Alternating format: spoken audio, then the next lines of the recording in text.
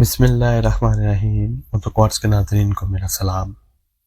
Video شروع کرنے سے پہلے آنے والے نئے معززین کو خوش آمدید کرتے ہیں اور آپ سے گزارش ہے کہ اگر آپ نے ابھی تک ہمارے چینل کو سبسکرائب نہیں کیا تو سبسکرائب کر لیں اور بیل آئیکن کو دبا کر نوٹیفیکیشن کو آل پر کر دیں تاکہ نئی آنے والی ویڈیو سب سے پہلے آپ کو ملے۔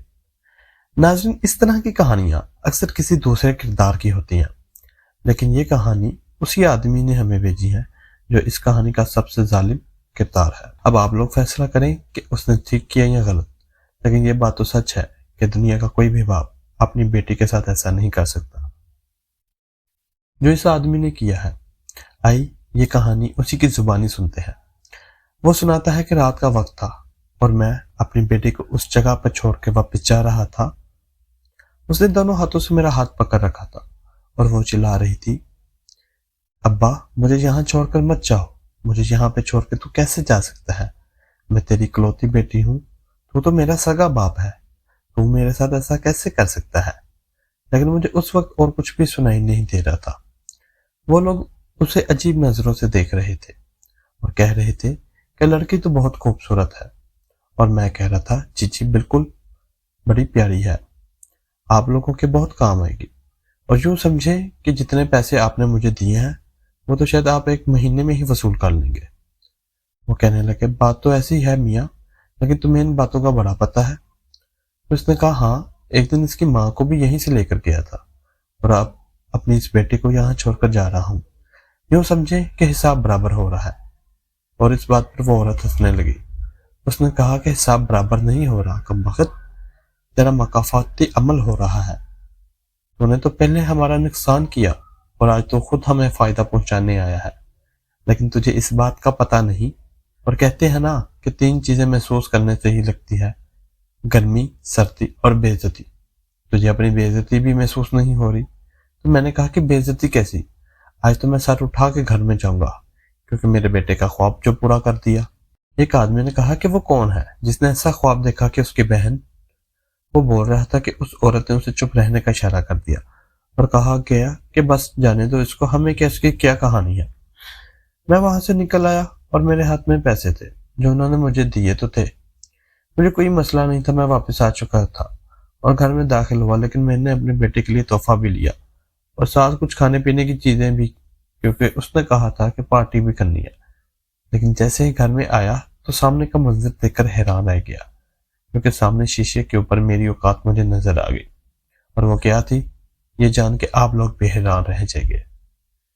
میرا نام اکرم ہے اور مجھے ہمیشہ سے ہی بیٹے کی خواہش تھی، اور میں نے ایک بہت ہی خوبصورت لڑکی سے شادی کی۔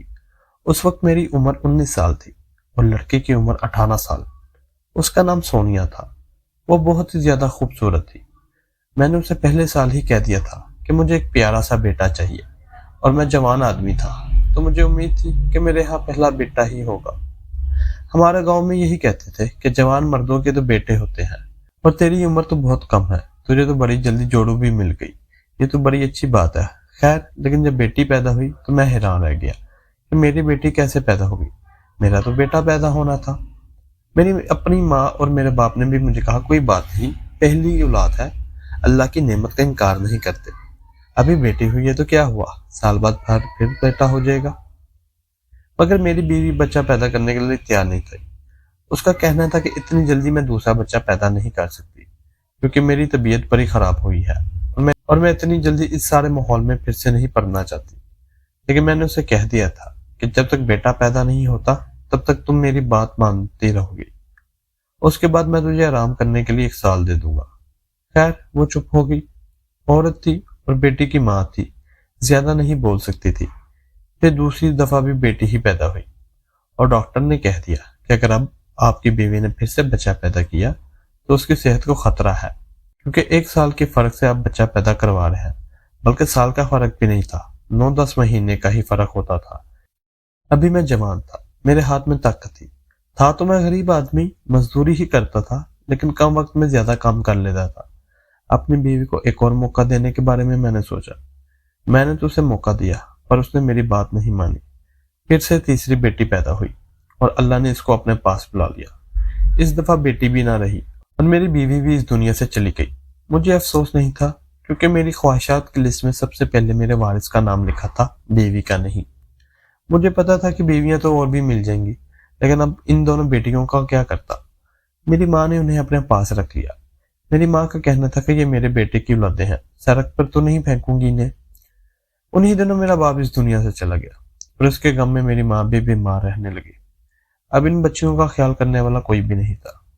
ایک دن ان کو باہر لے کر گیا اور میری ماں نے کہا کہ میری طبیعت بڑی خراب ہے تو ان کو تھوڑی دیر باہر لے جاؤ۔ میں نے کہا کہ میرے پاس ان کی سیر کے لیے 1 روپیہ بھی نہیں ہے کہ میں ان کو سیر سے پٹے کرواتا رہوں۔ تو میری ماں نے مجھے کچھ پیسے دیے اور کہا یہ آخری پیسے ہیں، ان کو کوئی چیز لے کر دے دینا، یہ خوش ہو جائیں گی۔ میں اپنی بیٹیوں کو وہاں سے لے گیا اور وہ پیسے بھی جیب میں ڈال دیے اور ان کو یتیم خانے چھوڑ آیا۔ جب واپس آیا تو میری ماں نے کہا کہ بیٹیاں سیر کروایا، آج تو بڑی خوش ہوں گی، چلو آج اپنے باپ نے پہلی دفعہ ہمیں سیر کروائی۔ کیا کیا کھایا میری بچیوں نے؟ جب میری ماں نے میری طرف دیکھا تو میرے ساتھ کوئی بھی نہیں تھا۔ کہنے لگی کہاں ہے میں نے کہا کہ پتہ نہیں کہاں چلی گئی، ہاتھ چھڑا کے بھاگ گئی تھی، ڈھونڈ ڈھونڈ کے پریشان ہو گیا، وہ نہیں ملی۔ میری ماں کو یہ صدمہ اتنا زیادہ لگا کہ وہ 2 ہفتے بعد اس دنیا سے چلی گئی۔ میں اکیلا ہو گیا تھا اور گھر میں کوئی بھی نہیں تھا، ایسی نوکری بھی نہیں تھی میرے پاس اور گھر میں کوئی اور بھی نہیں، اور ابھی میری عمر ہی کیا تھی، ابھی تو میں 22 سال کا ہوا تھا۔ میرے ماں باپ اس دنیا سے چلے گئے تھے اور میری بیوی بھی۔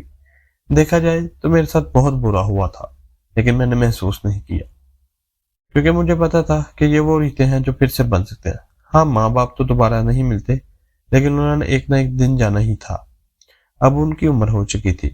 میں نے ایک بہت ہی خوبصورت لڑکے سے شادی کر لی جس کا نام کرن تھا۔ اس کی ماں کا مسئلہ یہ تھا کہ وہ اپنی بیٹی کو کسی بڑے خاندان میں بیاہنا نہیں چاہتی تھی جہاں پہ زیادہ لوگ ہوں۔ اس لیے اس نے جب دیکھا کہ میں اکیلا ہوں اور گھر بھی میرا اپنا ہے اور کوئی اور بھی نہیں ہے تو وہ فوراً مان گئی۔ ویسے گھر میرا اپنا نہیں تھا، میں نے جھوٹ بولا تھا، یہ گھر تو کرائے کا تھا۔ کرن میری زندگی میں آ گئی اور میں نے اسے پہلے ہی کہہ دیا تھا کہ مجھے بیٹا چاہیے۔ اس نے کہا کہ ہاں ضرور، لیکن یہ بات تو سونیا نے بھی کی تھی۔ خیر 2 سال گزر گئے پر ہمارے ہاں نہ تو بیٹا پیدا ہوا اور نہ ہی بیٹی۔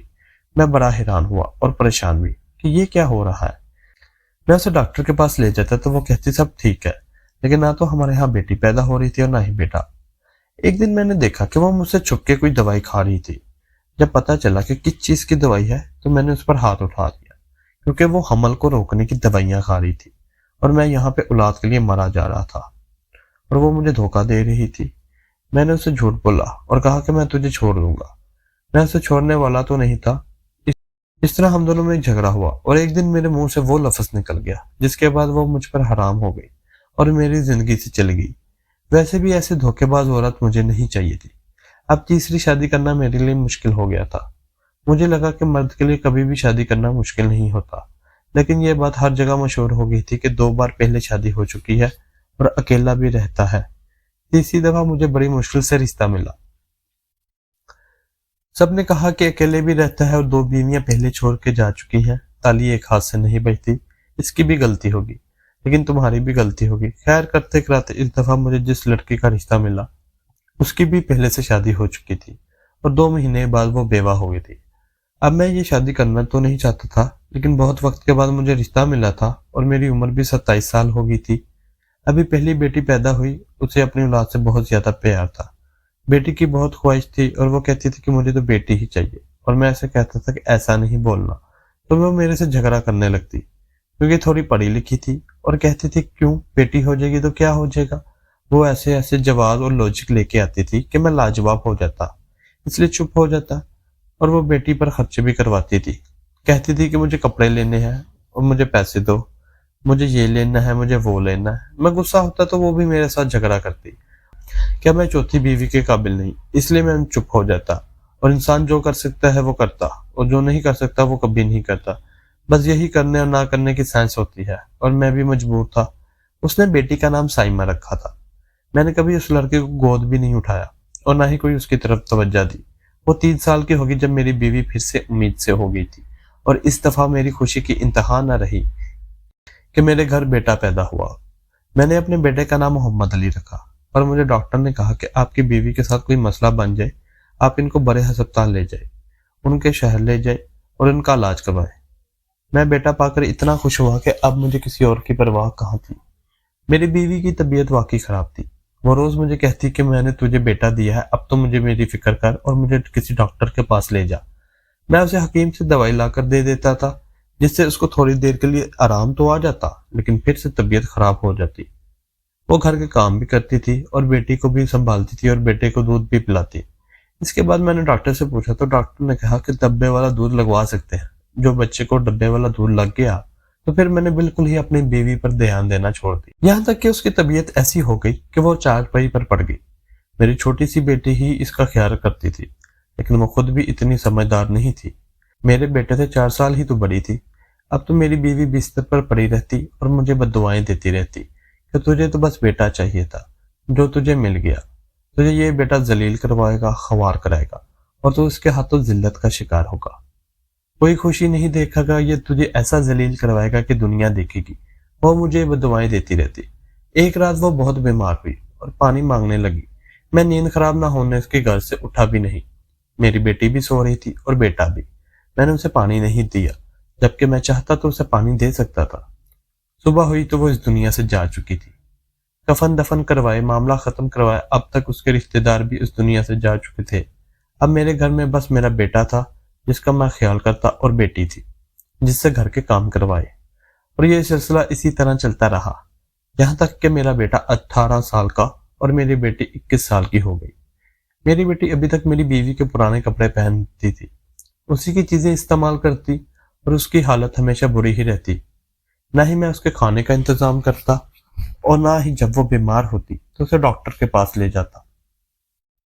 وہ خود ہی ٹھیک ہو جاتی۔ گھر میں بہت اچھے اچھے کھانے بنتے تھے، لیکن صرف میرے بیٹے کے لیے۔ لیکن اب میری عمر ہو گئی تھی اور میں بیمار رہنے لگا تھا۔ اب مجھ سے محنت مزدوری نہیں ہوتی تھی۔ بیٹا اس لیے مانگا تھا تاکہ دنیا اور اس معاشرے میں میرا ساتھ دے سکے، کیونکہ میرا کوئی بھائی بھی نہیں تھا، اور جس مرد کا بھائی بھی نہ ہو اور بیٹا بھی نہ ہو وہ اکیلا ہوتا ہے۔ مجھے میرے دوستوں نے کہا اب تیرا بیٹا جوان ہو گیا ہے تو اسے مزدوری پر لگا اور خود گھر میں بیٹھ کے آرام کر۔ میں نے کہا ہاں بیٹا تو ہے، لڑکا ہے، کام نہیں کرے گا تو اور کیا کرے گا؟ لڑکی تھوڑی ہے جو گھر بیٹھ کے برتن دھوئے گا، کام تو کرے گا میرا بیٹا۔ عمر تو میری بھی ابھی اتنی زیادہ نہیں ہوئی تھی، صرف 50 سال۔ میری کچھ ایسی حرکتیں تھیں جس کی وجہ سے میں بہت بڑا لگتا تھا۔ میں نشہ وغیرہ بھی کیا کرتا تھا۔ گھر میں میرے بیٹے کی پسند کے کھانے بنتے تھے، وہ جو کہتا تھا میں اسے لا کر دیتا تھا، اور اس کے ہر مہینے میں 2 سوٹ بنایا کرتا تھا۔ اس کے علاوہ میں نے اسے ایک سائیکل بھی لے کے دی، جبکہ پورے گاؤں میں کسی کے پاس بھی اتنی اچھی سائیکل نہیں تھی۔ گھر میں ایک پرانا کمپیوٹر بھی رکھ دیا تھا جس پہ وہ ہمیشہ فلمیں دیکھتا رہتا یا پھر گیمیں کھیلتا رہتا تھا۔ وہ خوش رہتا تھا تو میں اسے دیکھ کے خوش ہو جاتا تھا۔ دن بھر کی تھکن اتر جاتی تھی، لیکن آج کل طبیعت کچھ خراب تھی۔ ڈاکٹر کے پاس گیا تو ڈاکٹر نے کوئی اچھی خبر نہیں سنائی، پر مجھے غصہ آ گیا کیونکہ یہ ڈاکٹر تو ہمیشہ ہی بری باتیں کرتے ہیں، کسی کو بھی اچھی خبر نہیں سناتے۔ ایک دن میرے بیٹے نے گوشت کھانے کا کہا تو میں نے کہا دکان بند ہے، بازار جانا پڑے گا۔ تو اس نے کہا کہ بڑی بڑی دکانیں تو کھلی ہوگی نا۔ میں نے پھر اسے کہا چل ٹھیک ہے، پھر جا کے تو لے آ۔ تو کہنے لگا نہیں آپ خود ہی جا کے لے آؤ۔ میں نے نہیں جانا اور جا کے کمپیوٹر کے آگے سامنے بیٹھ گیا۔ میں پیدل ہی گیا کیونکہ میری سائیکل کی چین ٹوٹ چکی تھی۔ بڑی دور جانا پڑا اور راستے میں کتے میرے پیچھے لگے۔ بڑی مشکل سے گلیوں سے ہوتا ہوا گھر تک پہنچا اور بیٹی سے کہا کہ آلو گوشت خود مت کھا جانا، جو کل ٹینڈے پکائے تھے وہی کھانا، آلو گوشت میں کھا لوں گا۔ اس نے کہا ٹھیک ہے۔ پھر وہ کھانا کھا کے سو گئی، لیکن میرا بیٹا جاگ رہا تھا اور میں نے اسے کہا کہ تجھ سے ضروری بات کرنی ہے۔ وہ برگر کھا رہا تھا۔ میں نے اس کو پاس بلایا اور کہا کہ بیٹا اب تو دیکھ جوان ہو گیا ہے اور میری ہڈیاں بوڑھی ہو گئی ہیں، میں گھر میں بیٹھ کے آرام کروں اور تو مزدوری پر میری جگہ کام کرنے کے لیے جایا کر۔ 2-4 گھنٹے کا کام ہے، تو جوان بندہ ہے، جلدی کر لے گا۔ جب میں تیری جگہ تھا تو میں بھی جلدی کر لیا کرتا تھا۔ وہ میری باتوں غور سے سن رہا تھا، لیکن مجھے یہ نہیں پتا تھا کہ جب وہ بولے گا تو میں حیران رہ جاؤں گا۔ جب میں نے اپنی بات پوری کہہ دی تو کہنے لگا ابھی تو آپ جوان ہو بابا، آپ کام پہ نہیں جاؤ گے تو گھر بیٹھے بیٹھے بوڑھے ہو جاؤ گے۔ آپ کو تو زیادہ کام کرنا چاہیے تاکہ آپ بالکل فٹ رہو، اور میرا فی الحال کام کرنے کا کوئی موڈ نہیں ہے۔ اتنا کہہ کر اس نے بات ختم کر دی۔ مجھے یہ بات زیادہ بری نہیں لگی۔ میں نے کہا چلو جوان ہے کوئی بات نہیں، لگتا ہے اس کا موڈ نہیں تھا، صبح بات کروں گا۔ صبح میری بیٹی نے مجھے کہا کہ بابا آپ سے بات کرنی ہے۔ میں نے اسے کہا کہ تجھے کہا نا کہ صبح صبح میرے سامنے نہ آیا کر، میرا پورا دن برا گزرتا ہے۔ کہنے لگی بابا مجھے پیسوں کی ضرورت ہے، میرے پاس پیسے نہیں ہوتے اور میں گھر میں کپڑے سی لوں۔ میں نے کہا तूने कहाँ से कपड़े सीने सीखे हैं? तो कहने लगी कि थोड़े बहुत आते हैं और वो माँ की पुरानी मशीन भी तो पड़ी है, तो अगर आप मुझे इजाजत दें तो 2-4 मोहल्ले की औरतों के कपड़े सी लूंगी। तो मैंने उसे मना कर दिया। मैंने कहा कोई जरूरत नहीं घर में कपड़े सीने की, आराम से बैठ जा, क्योंकि तुझे खाना नहीं मिलता क्या? बस तमाशे हैं तेरे घर से बाहर निकलने के, आवारागर्दी करना चाहती है क्या? उसने कहा नहीं बाबा, ऐसी बात नहीं है, लेकिन ऐसी बहुत सी जरूरतें हैं जिसके लिए मैं आपको नहीं कह सकती। मैंने कहा तेरी जरूरतें जाए भाड़ में, जो मैं कहूंगा वही होगा। ये मेरा घर है, तुझे मेरे आगे बात भी नहीं करनी चाहिए थी, और तू है कि मुझे मशवरा दे रही है। तू क्या साबित करना चाहती है कि मैंने तुझे घर में ठीक नहीं रखा? अपनी माँ की आखिरी निशानी है तो इसलिए घर में रखा है। और वो चुप हो गई और रोने लगी। उसने कहा कि मैं दोबारा ऐसी कोई बात नहीं कहूंगी, और वो चली गई। लेकिन मैं दिल में सोच रहा था कि इसके ज्यादा ही पर निकल आए हैं। वो अपनी माँ पे गई है, और अगर ये घर में नहीं होती तो घर के काम कौन करता? इसलिए मैंने उसे घर में रखा हुआ था, वरना उसको भी कहीं फेंक कर आता।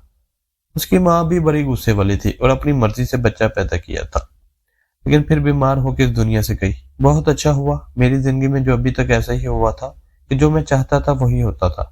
पता नहीं मैंने इसका क्या करना था, सारी जिंदगी तो उसे घर नहीं बिठा सकता था। दोपहर में मेरी तबीयत खराब हुई तो मैं डॉक्टर के पास चला गया, और डॉक्टर ने बड़ी बुरी खबर सुनाई। उसने कहा कि आपकी हड्डियां आपका साथ नहीं दे रही हैं, क्योंकि शायद आप बहुत ज्यादा मेहनत मजदूरी का काम किया है और वजन उठाया है। जल्द ही आप बिस्तर पर पड़ जाएंगे, इसलिए ये काम छोड़ दें और अपना इलाज शुरू करवा दें, ताकि तबीयत ठीक हो जाए। अगर नहीं तो देर हो जाएगी और ज्यादा खराब हो जाएगी, क्योंकि अंजाम तो वही होना है। यह बात मुझे डॉक्टर ने पहले भी कही थी, लेकिन मैंने उसको संजीदगी से नहीं लिया था। कि डॉक्टर तो ऐसे ही कहते हैं, लेकिन अब मुझे खुद भी लग रहा था कि मेरी हालत ठीक नहीं थी।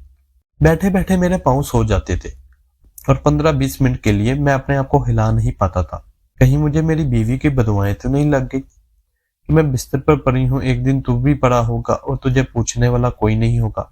मैंने अपने बेटी अली को बहुत ही महंगा मोबाइल लेकर दिया हुआ था, जो हमारी औकात से बाहर था। लेकिन एक दिन वो मेरे कमरे में आया और मोबाइल टेबल पर रखकर कहने लगा, ऐसा मोबाइल आपने लेकर दिया है, इसकी स्क्रीन टूट गई है। मैंने कहा बेटा मोबाइल तो ठीक था, लगता है तुमने हिफाजत से नहीं रखा था, इसलिए स्क्रीन टूट गई। तो उसने कहा नहीं, इतना कमजोर मोबाइल था कि एक दो दफा गिरा तो स्क्रीन ही टूट गई, अब मुझे नया फोन लेकर दो। मैंने कहा फिलहाल तो नहीं लेकर दे सकता, लेकिन स्क्रीन बदलवा कर दे देता हूँ, शायद इस पे भी ज्यादा पैसे लगे। तो कहने लगा नहीं, मुझे नया फोन ही चाहिए, और मुझे आईफोन चाहिए जो अभी अभी आया है, इस दुनिया का सबसे मशहूर फोन है। मैंने कहा बेटा वो तो 3.5-4 लाख का फोन है।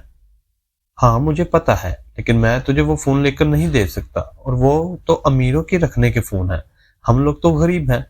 और फिर भी मैंने तुझे 40,000 वाला फोन लेकर दिया तो था, तूने उसकी हिफाजत नहीं की। अब मैं तुझे 4 लाख वाला फोन कहाँ से ला कर दूं? तो कहने लगा फोन तो मुझे वही चाहिए, क्योंकि मैंने अपने दोस्तों से कह दिया है कि मैं अपने बाप को जो कहता हूँ वो पूरी जरूर करता है। अब आप अगर नहीं लेकर देंगे तो मेरी बेइज्जती हो जाएगी, और अगर आपने मुझे फोन नहीं लेकर दिया तो मैं आपको छोड़कर चला जाऊंगा। जब उसने ऐसी बात की तो मेरा कलेजा मुंह को आ गया। मेरा इकलौता बेटा ही तो था, जिसको हासिल करने के लिए मैंने न जाने क्या कुछ नहीं किया। अगर वो ही मुझे छोड़कर चला जाता तो फिर मैं क्या करता?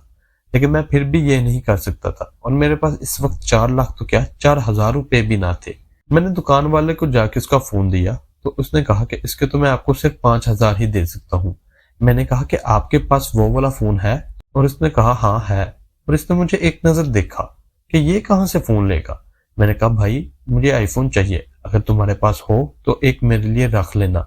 उसने कहा इस फोन की कीमत का आपको पता है? तो मैंने कहा हाँ पता है, कुछ तो सोचना पड़ेगा। जाकर अपने दोस्त के पास बैठ गया, और जो शराब भी था और जवाड़ी भी था। कहने लगा परेशान क्यों होता है? मैंने उसको सारी बात बता दी। उसने मुझे एक मशवरा तो दिया, लेकिन उस पर अमल करना मुझे कुछ खास ठीक नहीं लग रहा था। मैं वापस घर गया तो मेरे बेटे ने कहा फोन आ गया, मेरा फोन ले आए हैं आप? मैंने कहा नहीं बेटा, अभी फोन नहीं लेकर आया, अभी तो सिर्फ पूछ कर आया हूँ, बहुत ही ज्यादा पैसे मांग रहे हैं, तो कोई और फोन ले ले, मैं तुझे तेरे पुराने फोन से अच्छे वाला लेकर दे दूंगा। तो कहने लगा मुझे तो लगा आप फोन लेकर आएंगे। बस ठीक है, फिर अब मुझे मत कहिएगा, जब आप मेरी ख्वाहिश नहीं पूरी कर सके तो फिर उस औलाद को घर से भाग ही जाना चाहिए। चला जाऊंगा मैं बहुत से दोस्त हैं मेरे पास, वापस भी नहीं आऊंगा, फिर ना कहिएगा। मैंने कहा कि नहीं बेटा ऐसा नहीं करना, अगर तू चला गया तो मैं किसके सहारे जीऊंगा? तो मेरे बुढ़ापे की लाठी है। तो कहने लगा, फिर मेरी बात मानो, जो मैंने कहा है वो करो। मैंने उसे कहा, ठीक है, मैं कुछ करता हूँ, तू परेशान नहीं हो। मैं बड़ा परेशान था, क्योंकि मेरे बेटे ने एक दफा जो बात कह दी थी मैं वो जरूर पूरी करता था। उसके मुंह से वो बात निकल गई तो फिर पूरी तो करनी ही पड़ती थी। मैंने देखा कि वो गली में खड़े होकर अपने दोस्तों को कह रहा था कि कल मेरा फोन आ जाएगा, फिर देखना मैं पूरे मोहल्ले का पहला लड़का बन जाऊंगा जिसके पास वो फोन होगा। मुझे मेरे दोस्त ने जो तरीका बताया था, शायद उसमें मेरे हाथ में कल पैसे भी आ जाते और फोन भी, लेकिन ये तरीका कुछ अजीब सा था। मुझे तो ये भी पता था कि दोस्ती यारी में जब एक दफा आप कोई बात कह दे और फिर वो पूरी ना हो तो बुरा तो लगता है, और मेरे बेटे के तो बहुत सारे दोस्त थे। अब मैं क्या करता, मेरी सेहत इस काबिल नहीं थी, और अगर ये मुझे छोड़ के चला जाता तो फिर मेरा क्या होता। ये मुझे बुढ़ापे में छोड़ देता है तो मैं बड़ा परेशान था। और मैंने एक तरफ देखा तो वहां मेरी बीवी खड़ी थी। मैं हैरान रह गया, लेकिन कहीं ना कहीं मैं जानता था कि वो इस दुनिया से जा चुकी है, और वो अपने कदमों पर खड़े हुए उसे काफी अरसे बाद देखा था। वो हंस रही थी, और मैंने कहा, तुम यहाँ क्या कर रही हो? तो कहने लगी, मेरी बददुआ लगने वाली है तुम्हें, यही होगा तुम्हारे साथ, तुम मेरे कातिल हो, क्योंकि अगर तुम मुझे डॉक्टर के पास ले जाते तो शायद मैं ठीक हो जाती, पर तुमने तुम्हारा बेटा, जिसके लिए तुमने मुझे जिंदा नहीं रहने दिया, तुम्हें छोड़कर चला जाएगा। मैंने कहा, चली जाओ यहाँ से, ऐसा कुछ नहीं होगा, मेरा बेटा है। वो कहने लगी, जब तक उसकी ख्वाहिशात पूरी करते रहोगे तब तक साथ रहेगा, लेकिन कब तक पूरी करोगे? ख्वाहिशात की तो कोई हद नहीं होती, उसे अपने लिए तुमने खुद ही बिगाड़ा है। वो हंसती हंसती वहां से गायब हो गई, लेकिन मैं तो यहीं पे सोच में पड़ा था।